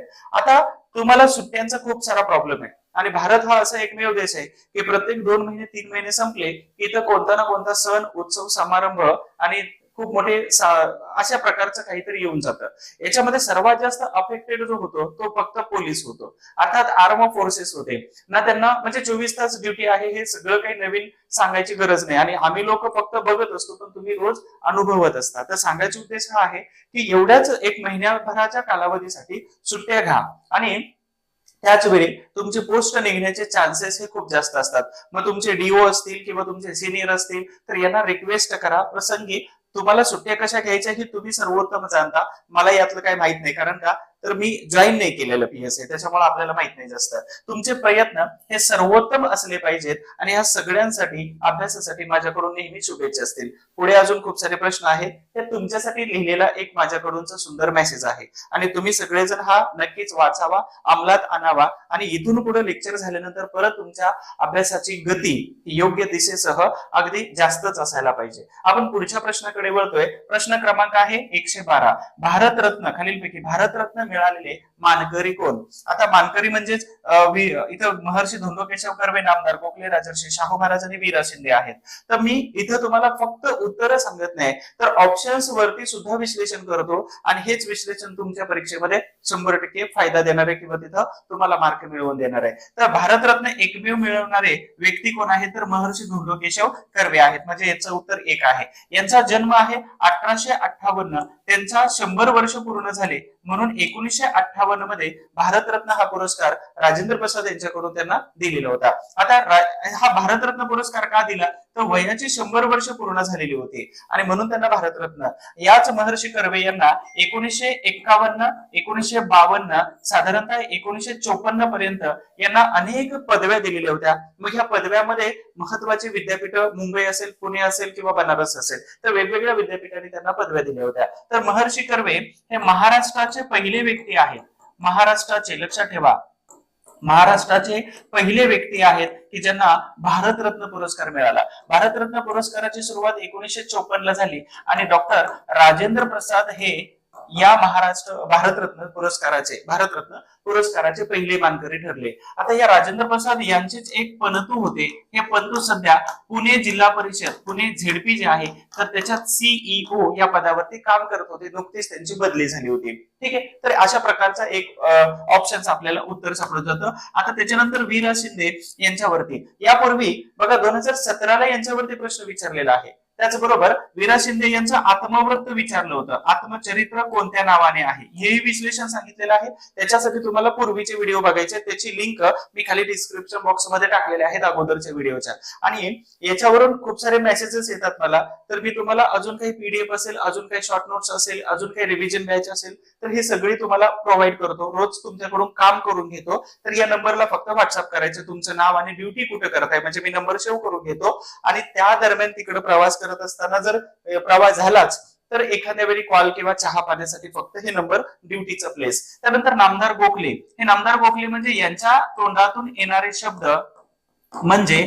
बंदुकीची गोळी सुटल्यासारखं आहे, हे त्यांच्याबद्दलचं केलेलं वक्तव्य लावड कर्जनचं आहे. त्यानंतर राजर्षी शाहू महाराज हे कोल्हापूरचे राजे आणि त्याचबरोबर सर्वात महत्वाचं आरक्षणाचे जनक म्हटलं जातं आणि बहुजन उद्धारक असंही म्हटलं जातं. माझी बहुजन जनता जर फक्त 3री जरी शिकली तर मी सगळी सत्ता त्यांना सोपवून संन्यास घ्यायला तयार होईल, अशा मताचे पहिले राजर्षी शाहू महाराज हे त्यावेळेचे तत्कालीन मोठ्या ताकदीचे राजे होते. बहुजन प्रतिपालक म्हटलं जातं. त्यानंतर पुढचा प्रश्न आहे राजर्षी शाहू महाराज म्हणजे परत आला समाज सुधारक या टॉपिक वरती प्रश्न. आता समाज सुधारक एवढंच जर केलं तर तुम्हाला ऑलरेडी सांगितलं 7-8 प्रश्नांची तयारी 100% होऊन जाते. तर राजर्षी शाहू महाराजांनी छात्र जगद्गुरु मठाचे मठाधिपती म्हणून खाली पैकी कोणाची नेमणूक केलेली होती. तर कोल्हापूरमध्ये आपल्यापैकी कोल्हापूरमधून कोणीतरी असालच. ठीक आहे. तर कोल्हापूरचं हे एसटी स्टँड आहे आणि कोल्हापूरच्या एसटी स्टँडच्या पाठीमागे जो रोड आहे जिथं बस लागतात किंवा ऑटो स्टँड आहे, तर या रोडला नाव काय माहितीये का? तर सदाशिव बेनाडीकर पाटील रोड. ठीक आहे, लक्षात ठेवा. जसं पुण्यामध्ये एसबी रोड आहे, फर्ग्युसन रोड आहे, टिळक रोड आहे, आगरकर रस्ता आहे, लक्ष्मी रोड आहे, तर तशाच पद्धतीनं हा सदाशिव बेनाडीकर पाटील रोड आहे आणि हे मराठा समाजातून होते आणि अर्थातच इथं मठाधिपती याच्यावरती विशेषतः ब्राह्मण समुदायातीलच व्यक्ती असायच्या. परंतु शाहू महाराजांनी काय केलं तर यांचं वर्चस्व धुगारून टाकण्यासाठी त्यांनी मराठा समुदायातून सदाशिव लक्ष्मण पाटील म्हणजे बेनाडीकर पाटील यांची नेमणूक केली होती छात्र जगद्गुरू या मठाच्या मठाधिपती या पदावरती. बाकीची जी नावं आहे तर यांचा काही संबंध इथं येत नाही. म्हणून शाहू महाराज यांचं लेक्चर युट्यूब वरती टाकलेलं आहे. शाहू फुले आंबेडकर सगळे लेक्चर टाकले, तर शाहू महाराजांचं विशेष लेक्चर त्या युट्यूब वरच तुम्ही बघून घ्या किंवा आपल्या ऍप्लिकेशन मध्ये डेमो व्हिडिओज मध्ये गेला तर तिथं खूप सारे व्हिडिओज आहे डेमो म्हणून टाकलेले, तेही तुम्ही बघू शकता. तिथं सगळी माहिती सांगितलेली आहे. असं होऊ नये म्हणजे मी तुम्हाला टॅगलाईन बनवली की मी शिकवतो, तुम्ही फक्त विसरून दाखवा. आता तुमचं काम राहतंय की शिकायचं किती आणि लक्षात किती ठेवायचं आणि 100% याच्या बाहेर काही जास्त जाणार नाही. आपण पुढच्या प्रश्नाकडे जातो. मुंबईचे शारदा सदन. इथं काय म्हटलंय? मुंबईचे शारदा सदन कोणी स्थापन केलं? कोणी म्हणजेच काय तर इथं महत्वाच्या व्यक्ती आल्या म्हणजेच काय तर इथं परत एकदा समाज सुधारक आले. तर यावरून अंदाज येत असेल तुमच्या की मी प्रत्येक वेळी इथं टायटल का लिहितो की टॉपिक कशावरती आहे, टॉपिक कोणता आहे त्याच्यावरती प्रश्न विचारला. तर शारदा सदन कोणी स्थापन केलं? Pandita Ramabai, Annie Besant, Savitribai Phule, Anandibai Joshi. आनंदीबाई दिलं पण आनंदीबाई जोशी असं आपण गृहीत धरायचं किंवा ठीक आहे. तर शारदा सदन हे पंडिता रमाबाई यांनी सुरू केलं होतं. कुठं? मुंबईमध्ये 1889 मध्ये. पंडिता रमाबाई यांना 2 पदव्या दिलेल्या होत्या. 2 पदव्यांपैकी एक पदवी आहे पंडिता आणि दुसरी पदवी आहे सरस्वती. या पदव्या कुठे दिल्या होत्या? कलकत्ता या ठिकाणी. या संस्कृत मध्ये एवढ्या प्रगल्भ होत्या, एवढ्या मॅच्युअर होत्या की तिथल्या लोकांनी खुश होऊन त्यांना दोन्ही पदव्या दिल्या होत्या, म्हणून त्यांना पंडिता रमाबाई असं म्हटलं जातं. त्याचबरोबर यांना मिळालेली पहिली पदवी म्हणजेच कोणती? कैसर ए हिंद ही सुद्धा पदवी आहे. आणि यांना बहिष्कार घातला गेला. बहिष्काराचं कारण काय होतं तर त्यांनी ख्रिश्चन धर्माचा स्वीकार केला. कारण काय होतं तर हिंदू धर्मामध्ये असमानता खूप प्रचंड मोठी आहे. हिंदू धर्मामध्ये वर्चस्व असणारा जो सवर्ण वर्ग आहे तर सवर्ण वर्ग सुद्धा त्यांच्याच स्त्रियांना दुय्यम स्थान म्हणजे शिकायचं नाही, घराच्या बाहेर पडायचं नाही, म्हणजे हे सवर्ण वर्ग म्हणजे हिंदू धर्माचा त्यांनी बहिष्कार करून अर्थात इथं ख्रिश्चन धर्माचा स्वीकार केला. मग त्यांनी वेगवेगळ्या पुस्तकांचं प्रकाशन केलं, वेगवेगळी पुस्तकं लिहिली. एका उच्च विद्याविभूषित परंतु जातीने हलक्या असणाऱ्या बिपिन मेधावी यांच्या बरोबर त्यांनी विवाह केला आणि म्हणून सनातनी लोकांनी, हे सनातनी लोक म्हणजेच कोण तर विचारांनी पुरातन असणारी त्या सनातनी लोकांनी पुण्यामध्ये त्यांच्यावर बहिष्कार घातला. म्हणून पुण्यातून त्यांनी आपला जो आश्रम आहे हा पुण्यापासून 55 किलोमीटर अंतरावरती असणाऱ्या केडगाव या ठिकाणी त्यांनी शिफ्ट केला. विशेष हे माझ्या सासरवाडीचं ठिकाण आहे. ओके, जाऊ द्या. तर केडगाव या ठिकाणी त्यांनी शिफ्ट केला आणि तिथंच वेगवेगळे त्यांनी मिशन सुरू केले. मग मुक्ती मिशन असेल किंवा तिथं वेगवेगळ्या प्रकारचे सगळे जे मिशन सुरू केले म्हणजेच या मिशनला आपण सदन म्हणू आणि या सदनावरती तुम्हाला जोड्या लावा या फॉर्मॅटमध्ये प्रश्न विचारला जातो. अॅनी बेझंट यांच्याबद्दल सांगितलं, होम रूल असेल. त्याचबरोबर यांनी न्यूज पेपर सुरू केले होते कॉमनवेल्थ सारखे. त्याचबरोबर यांनी थिओसॉफिकल सोसायटीमध्ये काम केलं. 1917च्या कलकत्ता अधिवेशनाच्या त्या अध्यक्ष होत्या. सावित्रीबाई फुले आजकालच्या स्त्रियांनी म्हणजे आपल्या पतीच्या खांद्याला खांदा लावून काम करण्याची प्रथा आज पण आहे आणि पोलीस डिपार्टमेंटमध्ये तर आहेच विशेषतः. परंतु स्त्रियांच्या उद्धारासाठी आपले पतिराज जे काम करतात तर त्या पतिराजांबरोबर आपणही तेवढ्याच ताकदीनं काम केलं पाहिजे. म्हणजे म्हटलं जातं की प्रत्येक सक्सेस पुरुषाच्या पाठीमागे स्त्रीचा हात आहे आणि त्याचं सर्वोत्तम उदाहरण म्हणजे महात्मा ज्योतिबा फुले आणि सावित्रीबाई फुले, डॉक्टर बाबासाहेब आंबेडकर आणि रमाबाई आंबेडकर हे सर्वोत्तम उदाहरणं आहेत. त्याचबरोबर छत्रपती शिवाजी महाराज आणि त्यांच्या असणाऱ्या पत्नी, तर ह्या सर्वोत्तम उदाहरणं आपल्या समोर आहे. सावित्रीबाई फुले या जर नसत्या तर कदाचित स्त्री शिक्षणाला चालना मिळाली नसती, त्याची गती खुंटलेली असती आणि ह्या सगळ्या घटना केवळ सावित्रीबाई फुले यांच्या नसण्यामुळे झाल्या आणि असण्यामुळे झाल्या. आणि आता सध्याचा एक चांगला निर्णय आहे तो म्हणजे हायकोर्टानं एक निकाल दिला की भिडेवाड्यामध्ये जी पहिली शाळा सुरू झाली तर त्या शाळेला स्मारकामध्ये कन्वर्ट करा. महानगरपालिकेने काम सुद्धा पुण्याच्या सुरू केलेलं आहे. म्हणजे मी आतापर्यंत सगळ्या युट्यूब मध्ये सांगत होतो की स्मारक झालं पाहिजे. पाठीमागचे लेक्चर बघा तुम्ही जाऊन. त्याचबरोबर सर्वात महत्वाचं की जेवढा तमाम महिला वर्ग आहे त्या सगळ्यांना सांगत होतो की तुमचं श्रद्धास्थान म्हणून तुम्ही दगडूशेठ गणपतीला बघता, तर तुमचं उद्धार स्थान म्हणून तुम्ही पाठीमागं पण बघून एकदा हात जोडला तर स्वतःला धन्य मानेल, किंवा जर इथं कुठे जर असतील त्या कुठे तर त्या स्वतःला धन्य मानतील की ह्या लेखी मलाही प्रणाम करतात. सो एनिवे, तर त्यानंतर आनंदीबाई जोशी ह्या पहिल्या महिला डॉक्टर आहेत भारतातील, आनंदीबाई जोशी. परंतु या भारतात आल्यानंतर त्यांचा मृत्यू झाला आणि ह्या प्रॅक्टिस केलेल्या नव्हत्या. मग इथं येतात कोण? रखमाबाई राऊत. ह्या रखमाबाई राऊत ह्या पहिल्या भारतातील प्रॅक्टिशनर डॉक्टर म्हणून येतात. तर यावर तुमचा प्रश्न विचारला जाऊ शकतो. प्रश्नाचं उत्तर काय आहे? पंडिता रमाबाई हे येतं, शारदा सदन येतं. तर हे शारदा सदन लक्षात ठेवा. या शारदा सदन मधलीच एक मुलगी कर्वे यांनी आपली बायको म्हणून त्यांना केलं 1893 मध्ये, आणि त्याच बाया कर्वे होत्या. तर हे गोदूबाई उर्फ बाया कर्वे, आणि याच 1893 ला त्यांनी जे सुरू केलं तर विधवा पुनर्विवाह मंडळी सुरू केली 1893 ला. तर हे त्याचं सविस्तर विश्लेषण. जर इतिहासात काही अडचण असेल किंवा खूपच अवघड जात असेल तर या नंबरवरती फोन करा. काही सोल्युशन, काही टिप्स किंवा काही लक्षात ठेवण्यासाठी किंवा शॉर्टकट्स किंवा काही महत्वाचे पॉइंट्स वगैरे IFP टॉपिक्स हे सगळं मी तुम्हाला व्हॉट्सअप करून देतो. आपण पुढच्या प्रश्नाकडे वळण्याच्या अगोदर तुमच्यासाठी खूप आनंदाची आणि चांगली गोष्ट आहे, चांगली बातमी देतो की आपले डिपार्टमेंट PSI चे 35, 40 किंवा 30-35 व्हिडिओची बॅच आहे. पण ते व्हिडिओ जर तुमच्याकडून बघणं होत नसेल तर ऍप्लिकेशन डाउनलोड करून घ्या, हिस्ट्री बाय सचिन गोळी. त्याची लिंक खाली दिलेली आहे, आणि जर सापडत नसेल तर मी तुम्हाला नंबर दिलेला आहे, त्या नंबरवरती तुम्ही सगळ्यांनी काय करा, मला मेसेज केला तर मी लगेच लिंक पाठवून देतो. आणि कमीत कमी 10 व्हिडिओची बॅच आहे. 10 कमीत कमी व्हिडिओ, जास्तीत जास्त व्हिडिओ वाढू शकतात 12-13 पर्यंत. पण 10 व्हिडिओचे ऑलरेडी रेकॉर्ड केलेले, हेच काम करत होतो, आता गॅप ठेवला तो लेक्चरचा. तर 10 व्हिडिओची बॅच आहे, आणि ह्या 10 व्हिडिओ मध्ये तुम्हाला एक व्हिडिओ 2 वेळा बघता येतो स्पीडनी, कारण वेळ कमी आहे तुमच्याकडे, आणि एका महिन्याची व्हॅलिडिटी आहे. तर ही रिव्हिजन बॅच आहे. ही फक्त तुम्हाला 250 रुपये मध्ये लॉन्चिंग ऑफर आहे, तर 250 रुपये मध्ये अवेलेबल आहे.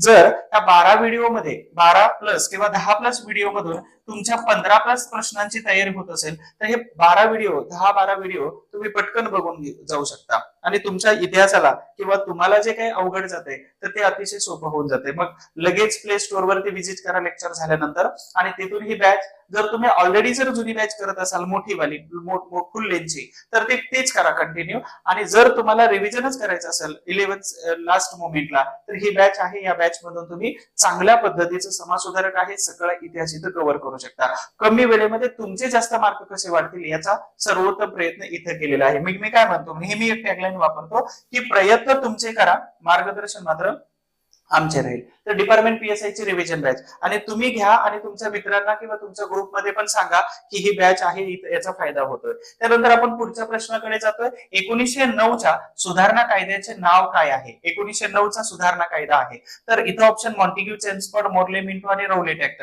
हा मॉन्टेग्यू चेम्सफोर्ड 1919चा सुधारणा कायदा आहे. त्याचबरोबर मोर्ले मिंटो 1909चा आहे, हा ऑप्शन तर बनतच नाही. रौलेट ऍक्ट जो आहे तर हा 1918 ला आला, आणि त्यानं 1919 मध्ये काय केलं, रौलेट कायदा लागू केलेला होता. म्हणजेच या 1919च्या सुधारणा कायद्याचं नाव होतं मोर्ले आणि Minto. Morley Minto reform act, Morley Minto सुधारणा कायदा, तिसरा परिषद कायदा, वेगवेगळ्या नावाने याला ओळखलं जातं. तर मोर्ले आणि मिंटो याच्यामध्ये सर्वात महत्वाचं की गव्हर्नर कोण आहे आणि भारताचा व्हाईसरॉय कोण आहे, म्हणजे भारताचा गव्हर्नर जनरल कोण आहे आणि भारत मंत्री कोण आहे, याच्यामध्ये तुम्हाला थोडंसं कन्फ्युजन होऊन जातं. तर मॉन्टेग्यू आणि चेम्सफोर्ड आले, बरोबर का? तर मॉन्टेग्यू हे कोण होते? भारत मंत्री होते. लक्षात ठेवा, पहिला व्यक्ती कोण असतो? भारत मंत्री. मॉन्टेग्यू भारत मंत्री आला, आणि चेम्सफोर्ड कोण होते? तर गव्हर्नर जनरल होते. गव्हर्नर जनरल किंवा त्यांना आपण व्हाईसरॉय म्हणू. तशाच पद्धतीने इथं लागू होतं. मोर्ले कोण होते? भारत मंत्री. आणि मिंटो कोण होते? तर हे भारताचे गव्हर्नर जनरल होते. मग मिंटोचा कालावधी काय जातो? लॉर्ड कर्झननी राजीनामा दिला,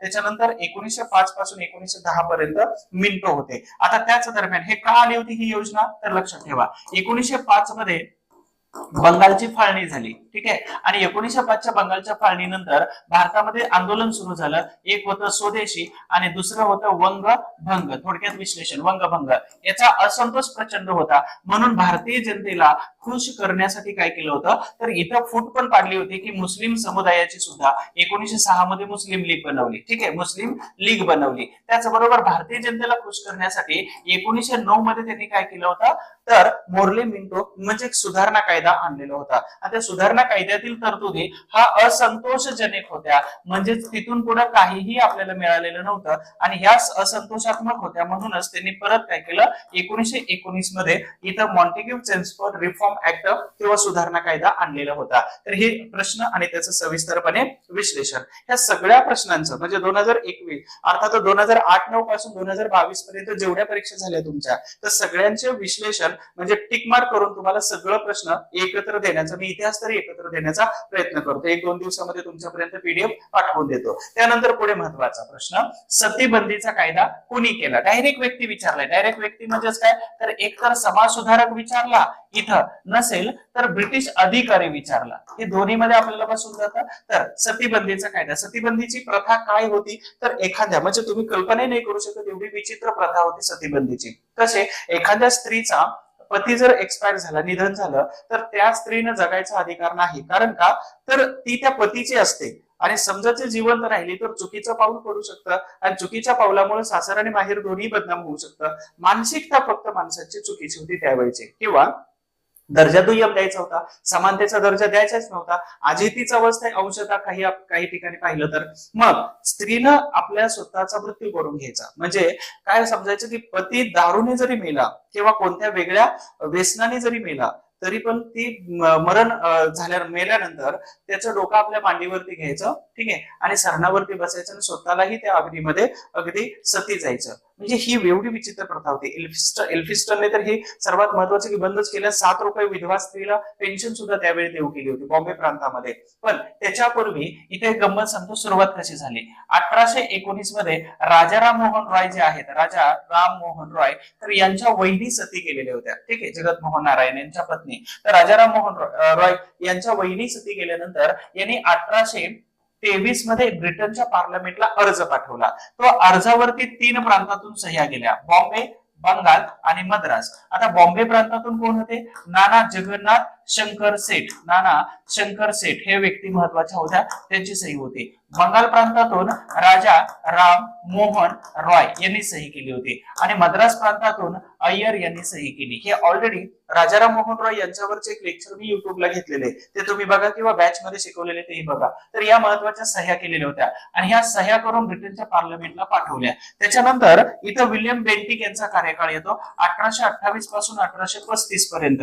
आणि या 1828 च्या दरम्यानच इथं जे सह्या पाठवल्या होत्या, तर हे विल्यम बेंटिक म्हणजे सुधारणामतवादी आणि उदारमतवादी होते. भारताबद्दल काहीतरी सुधारणा करता येऊ शकत होत्या या मताचे ते आग्रही होते. यांनी काय केलं, तर ह्या सगळ्यांच्या सह्या आणि त्याचबरोबर यांचा पाठपुरावा आणि एक चांगल्या विचाराचे व्यक्तिमत्व होतं. नेहमी चांगल्या विचारांना आणि चांगल्या विचारांच्या व्यक्तींना लक्षात ठेवलं जातं, हेही आठवणीत ठेवा तुम्ही. म्हणजे आपले विचार सुद्धा तसेच चांगले असायला पाहिजेत.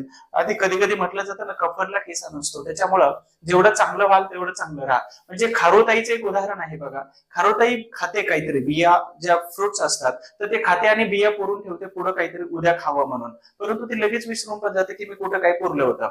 आणि त्याच बियामधून वृक्ष येतात, म्हणजे ते विसरून जाते, काम करते आणि विसरून जाते, आणि त्या वृक्ष किंवा जो काही झाड येतं तर त्याचं फळ हे पुढच्या पिढीला किंवा नंतरच्या कालावधीमध्ये त्याचा लाभ होतो. तर हे एक उदाहरण सांगायचं होतं. तर इथं विल्यम बेंटिक यांनी काय केलं, तर कायदा करण्यासाठी त्या सगळ्यांची मदत त्यांना मिळालेली होती. मग इथं काय म्हटलंय, कायदा कुणी केला म्हटलं असं, तर विल्यम बेंटिक हे त्याचं उत्तर आहे. मग ऑप्शन्स मध्ये महात्मा ज्योतिबा फुले होते, महर्षी कर्वे होते, त्याचबरोबर राजा राममोहन रॉय होते. तर यांनी मदत दिली किंवा यांनी त्या प्रकरणाला खूप मोठी हवा दिली होती आणि यांच्यामुळेच विल्यम बेंटिक यांनी काय केलं, तर हा सतीबंदीचा कायदा केलेला होता. प्रसंगी विल्यम बेंटिकला प्रचंड मोठा विरोध सुद्धा झालेला होता. पण विल्यम बेंटिकनं म्हटलं की चांगली गोष्ट आहे ना, तर चांगल्या गोष्टीला नेहमी सुरुवातीला विरोध होतो आणि नंतर त्याचा एक्सेप्टन्स होतं. म्हणजे भारतामध्ये एक उदाहरण सांगायचं म्हटलं तर इंटरकास्ट मॅरेजला, म्हणजे दोन विभिन्न जातींमध्ये जर विवाह झाला, त्याला प्रेम विवाह किंवा लव्ह मॅरेज म्हणू आपण, असं जर झालं तर पहिल्या काही वर्षांपर्यंत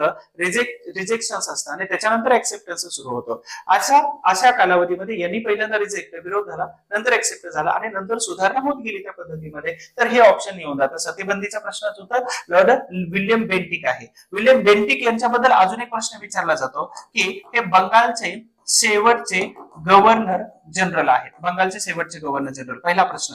दुसरा, भारताचे पहिले गव्हर्नर जनरल, भारताचे पहिले गव्हर्नर जनरल. कोणत्या कायद्याने? 1833च्या कायद्याने. लक्षात ठेवा, 1833चा तिसरा सनदी कायदा, त्याला सेंट हेलेना ऍक्ट म्हणतात. यावर प्रश्न आलेला आहे, तुमचाच प्रश्न डिपार्टमेंटचा. त्याच्यामुळे विल्यम बेंटिक यांच्यावरती अशा पद्धतीचा एखादा प्रश्न विचारला जाऊ शकतो, यावरती लक्ष ठेवून चला. त्यानंतर पुढील प्रश्न आहे, भारताच्या फाळणीची योजना ही कोणी केली? मी नुकतंच पीएचडीच्या सेशन साठी गेलो होतो आणि पीएचडीच्या सेशनला गेल्यानंतर माझ्यासोबत तुमच्या पोलीस दलातील एक माझे मित्र आहेत जे पीएचडी करतात.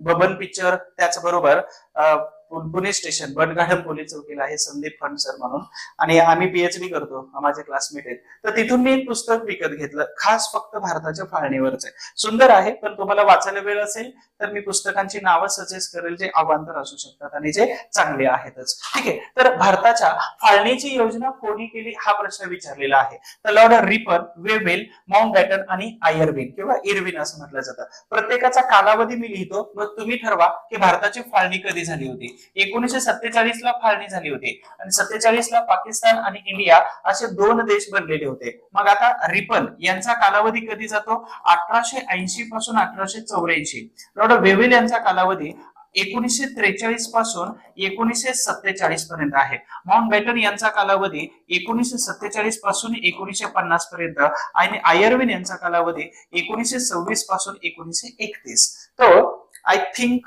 की तुम्हाला उत्तर सापडलेलं असेल. याचं उत्तर 100% तुम्हाला माहित आहे, लॉर्ड माउंटबॅटन हे त्याचं योग्य उत्तर आहे. आता माउंटबॅटन म्हणजेच काय, तर लॉर्ड वेवेल यांना भारताच्या फाळणीचे समर्थक होते, पण यांच्या वेळी इंग्लंडमध्ये सत्ताधारी कोण होतं, तर विन्स्टन चर्चिल हे व्यक्ती होते. आणि विन्स्टन चर्चिल भारताला विरोध सत्ता देण्याच्या किंवा स्वातंत्र्य देण्याच्या टोटली विरोधाचे होते, त्याच्यामुळं यांचं चाललं नाही. आणि यांनी काय केलं, फेब्रुवारी 1947 मध्ये राजीनामा दिला. मग इथं सत्ता बदल झाला आणि सत्ता बदल झाल्यानंतर विन्स्टन चर्चिलच्या ऐवजी दुसरे व्यक्ती आले. ते कोण आले होते? भारताला स्वतंत्र देण्याच्या मताचे क्लेमंट ऍटली हे आले. तुम्हाला प्रश्न विचारतात की दुसऱ्या जागतिक महायुद्धाच्या वेळी पीएम कोण होते, आणि दुसरं की भारताला स्वातंत्र्य मिळण्याच्या वेळी स्वातंत्र्य देत असताना पीएम कोण होते. तर हे दोघंही ब्रिटनचे पंतप्रधान आहेत. हे कोणाचे होते?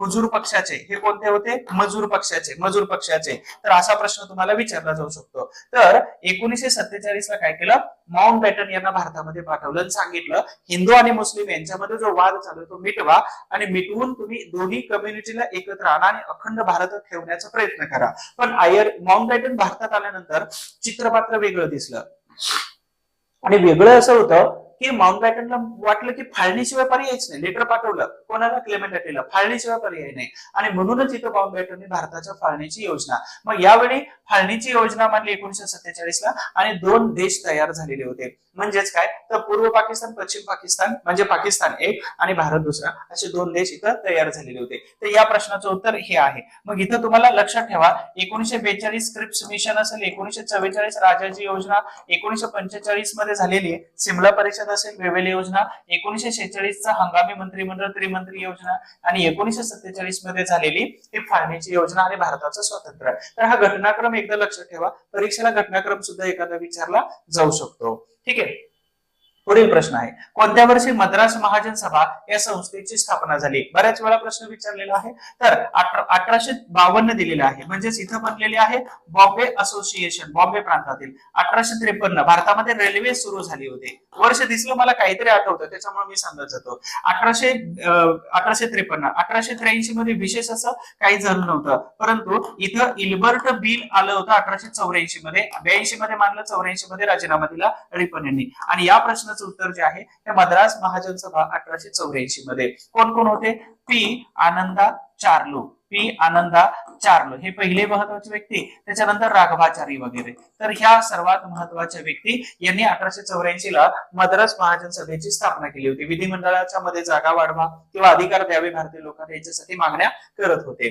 त्यानंतर पुढे महत्वाचा 1857च्या उठावाबद्दल पहिले स्वातंत्र्य युद्ध असे उद्गार कोणी काढले होते? कोणी काढले म्हणजेच काय, तर हा प्रश्न व्यक्तीवरती विचारला, समाजसुधारक नाही, स्वतंत्र चळवळीतील व्यक्ती. तर विदा सावरकर, अशोक मेहता, सुरेंद्र बॅनर्जी आणि एस एन सेन. तर इथं विदा सावरकर हे त्याचं उत्तर येऊन जातं. अशोक मेहता आपल्याला कुठे जातात, तर पंचायत राज समिती याच्यामध्ये अशोक मेहता जातात. एस एन सेन कुठं जातात, तर 1930 मध्ये चितगाव गटामध्ये जातात. सुरेंद्रनाथ बॅनर्जी पुण्याच्या 1895च्या, लक्षात ठेवा 1895 मध्ये पुणे या ठिकाणी जे हे झालं होतं अधिवेशन, तर सुरेंद्रनाथ बॅनर्जी त्याचे ते अध्यक्ष होते. तर विदा सावरकर यांनी पहिले स्वातंत्र्य समर असं म्हटलेलं होतं. आणि नंतर 1907 मध्ये या स्वातंत्र्य समरला 50 वर्ष पूर्ण झाली म्हणून त्यांनी हे पुस्तकही लिहिलेलं होतं की 1857 स्वातंत्र्य समर म्हणून. तर हे पहिले स्वातंत्र्य सावरकरांनी म्हटलं होतं. तर सावरकर यांच्याबद्दल डिटेल्स मध्ये माहिती जर पाहिजे असेल तर तुम्हाला एक नाव सांगतो, त्यांचं लेक्चर बघा. निरंजन टकले यांनी संदर्भासहित खूप छान युट्यूब वरती लेक्चर टाकलेलं आहे. एका तासाचा व्हिडिओ बघा, सावरकर पूर्ण तुम्हाला समजून जातील. ठीक आहे. सावरकर हिंदू महासभेबरोबर जोडलेले होते आणि गोडसे हे सावरकरांबरोबर असायचे. हे तुम्हाला नंतरचा पार्ट येतो. 1857च्या उठावावरती बघा दुसरा परत प्रश्न आला. तर 1857चा उठाव आयएमपी आहे आणि तुम्हाला करूनच जायचंय, त्याला काही ऑप्शन नाही दुसरा. तर 1857च्या उठावाचे प्रतीक म्हणून कोणते चिन्ह वापरलं गेलं, तर प्रतीक म्हणून कोणतं चिन्ह चिन्ह असं वापरायचं की ब्रिटिशांना ते वाटलंही नाही पाहिजे की हे त्याचं काहीतरी प्रतिकात्मक साईन आहे किंवा सिग्नेचर आहे. तर तिथं लाल कमळ, ठीक आहे, लाल कमळ आणि चपाती हे ते 1857च्या उठावाचं चिन्ह. हा ऑलरेडी कंबाईन पूर्व परीक्षेमध्ये आलेला प्रश्न आहे. मग 1857चा उठाव जर तुम्हाला करायचा असेल तर याच्यामध्ये सर्वात महत्वाचं मी ऑलरेडी सांगितलं होतं, महत्वाच्या व्यक्ती, त्याच्यानंतर ब्रिटिश अधिकारी कोण कोण होते याच्यावरती प्रश्न विचारतात. त्याच्यानंतर उठाव कोणत्या ठिकाणी झालेला होता, म्हणजे उठावाचं कारण काय होतं, ठीक आहे. त्याच्यानंतर महत्वाच्या याच्यामध्ये उठावाचा बिमोड करत असताना झालेला परिणाम काय आहे. तर ह्या सगळ्या गोष्टी तुम्हाला 1857च्या उठावाबद्दल विचारले जाऊ शकतात. तर अशा पद्धतीनं आपण बघितलं 2011 डिपार्टमेंट पीएसआय पूर्व परीक्षा, याच्यामध्ये जेवढे काही प्रश्न आलेले होते ह्या सगळ्या प्रश्नांची सविस्तरपणे उत्तर आणि उत्तराबरोबरच त्या सगळ्या ऑप्शनचं विश्लेषणही बघितलं. मला अपेक्षा आहे की सगळे प्रश्न आणि उत्तर आणि विश्लेषण हे सविस्तरपणे तुम्हाला समजते. त्याचबरोबर तुम्हाला जर व्हिडिओ आवडला असेल तर लाईक करत चला. त्याबरोबरच शेअर पण करत चला. तुमचे जेवढे ग्रुप आहेत की त्यांनाही इतरांनाही फायदा होऊ द्या, इथपर्यंत रीच होत नसतील तर. आणि महत्वाचं की डिपार्टमेंट पीएसआय ही डिपार्टमेंट पीएसआय एक रिव्हिजन बॅच टाकलेली आहे.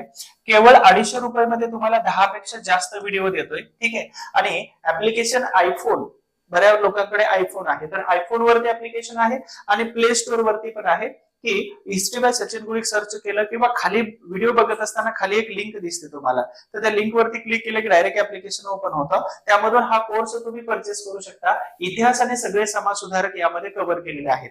फक्त प्रयत्न तुमचे असायला पाहिजेत. आमचं मार्गदर्शन राहणार आहे तुम्ही स्टार होण्यासाठीचं. आणि तुमचा खूप सारा प्रश्न वाचन झालेला आहे, पण प्रश्न जोपर्यंत सोडवत नाही तोपर्यंत आपण सक्सेसच्या जवळपास पोहोचत नाही. म्हणून इथं आमचे मित्र नितीन अहिरराव हे तुम्हाला पीडीएफ पाठवतील.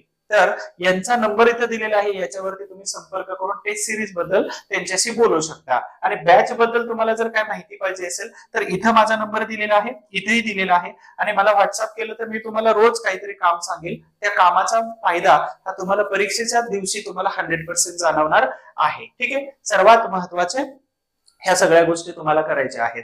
आणि एक जस्ट एक उदाहरण मी लास्ट टाइम सांगितलं होतं तुम्हाला की एका झाडाखाली गाढव बांधलेलं होतं आणि आपण सगळे मॅच्युअर आहोत, त्याच्यामुळे हे उदाहरण तुम्हाला सांगतो. यातून बोध काय घ्यायचा हे तुमचा विषय आहे. तर झाडाला एका गाढव बांधलेलं होतं आणि एक सैतान येतो आणि त्या गाढवाला सोडतो. सैतानाने गाढव सोडल्यानंतर बाजूच्या शेतामध्ये जातं, जे शेत गाढवाच्या मालकाचं मुळातच नसतं. आणि त्या शेतामध्ये तो गाढव अगदी नासधूस करतो. शेताचा मालक येतो आणि त्या गाढवाला गोळी मारतो. गोळी मारल्यानंतर गाढवाचा मालक येतो आणि त्या शेतकऱ्याला मारतो. त्या शेतकऱ्याची जे पत्नी असते ते आपल्या दोन्ही मुलांना सांगते की त्या गाढवाच्या मालकाने हे मारलेलं आहे तुझ्या वडिलांना. तर ही दोन्ही मुलं जातात आणि त्या शेतकऱ्याचं घर पेटवून देतात. शेतकऱ्याचं घर पेटवल्यानंतर शेतकऱ्याची फॅमिली जळते, परंतु हा शेतकरी मात्र घराच्या बाहेर असतो, त्याच्यामुळे तो वाचतो. त्या दोन्ही मुलांना असं वाटतं की शेतकरी मेला, आता निवांत बसूया. परंतु शेतकरी परत एकदा त्यांच्या घरी येतो, त्या शेतीच्या मालकाच्या घरी येतो आणि त्या दोन्ही मुलांना आणि त्या बायकोला त्याच्या मारून टाकतो. मारल्यानंतर ज्या ठिकाणी गाढव बांधलं होतं त्याच ठिकाणी येऊन बसतो आणि बसल्यानंतर विचार करतो की एवढं का आणि कसं झालं. त्याच वेळी ज्या सैतानाने गाढव सोडलं होतं, दोरी सोडली होती सैतानाने गाढवाची, तो सैतान येतो आणि तो सांगतो की मी फक्त दोरी सोडली होती. एवढं कांड हे तुम्ही लोकांनी केलेलं होतं. म्हणून आपल्या मनातला सैतान हा आपली दोरी सोडतोय, ते आपण कसं वागायचं आणि आपण कसं राहायचं. तर हे याच्यासाठीचं हा सर्वोत्तम उदाहरण होतं. जस्ट वाचलं होतं, मला वाटतं ऍज अ फ्रेंड तुमच्या बरोबर शेअर करायला पाहिजे.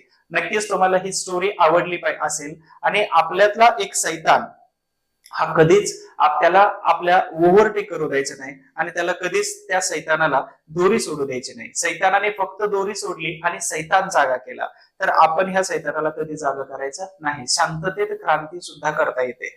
म्हणून सिद्धार्थ गौतम बुद्ध सांगत होते की 2 हाताने मी हजारो लोकांचा मॉब कंट्रोल नाही करू शकत, ठीक आहे, यांच्याबरोबर युद्ध नाही करू शकत, पण 2 हात जोडल्यानंतर लाखो लोक मी एकाच वेळी शांत करू शकतो.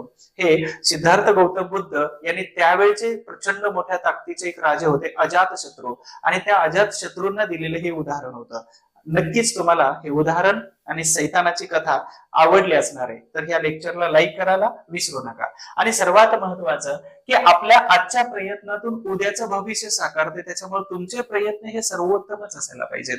बाकी इतिहासामध्ये जर काही शंका असेल, त्याचबरोबर तुम्हाला अभ्यासामध्ये काही अडचणी असतील, तर माझा नंबर ऑलरेडी मी शेअर केलेला आहे, त्याच्यावर तुम्ही संपर्क करू शकता. आणि पुढचं लेक्चर हे लगेच येऊन जाणार आहे. त्याचबरोबर पाठीमागचे लेक्चर सगळे बघून जा, तुमच्या परीक्षेसाठी खूपच उपयुक्त आणि फायदेशीर ठरणार आहेत. तुम्ही या युट्यूब चॅनलवरती जर नवीन असाल तर सबस्क्राईब करून जा, म्हणजे पुढचे लेक्चर्स आहेत आणि युट्यूब चॅनलवरती पोस्टर्स आणि त्याचबरोबर क्वेश्चन्स डेली 3-4 क्वेश्चन देतोय सरावासाठी, तर हे सगळ्या तुम्हाला लाभ मिळणार आहे. तर सबस्क्राईब, लाईक आणि शेअर करायला विसरू नका. आणि तुमच्या अभ्यासासाठी, तुमच्या तब्येतीसाठी आणि चांगल्या मानसिकतेसाठी आणि अधिकारी होण्यासाठी माझ्याकडून खूप खूप शुभेच्छा असतील. खूप खूप धन्यवाद, आभार, थँक्यू सो मच.